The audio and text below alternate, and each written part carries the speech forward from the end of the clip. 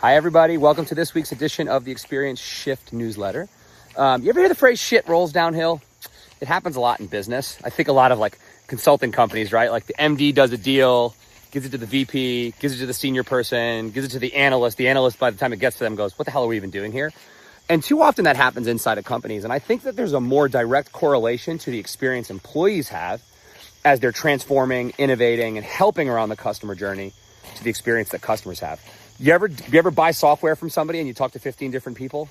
You ever get sold and then you're like, what the hell did I just buy? And then you're reintroducing your problem 6 times to the point where you go, never mind.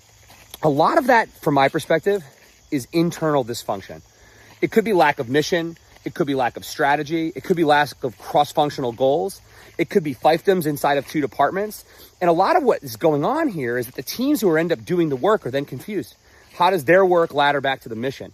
How does their work and their peers in marketing or CX or sales ladder back to the mission?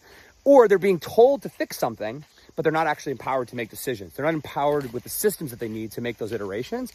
And so then as a result, a lot of swirl happens and more complexity is made. So if you're thinking about a new initiative, think about how you set up the teams in your business to have the clarity of the outcome, the clarity of the problem, and the autonomy to make decisions together without having hierarchy getting in the way at every stage.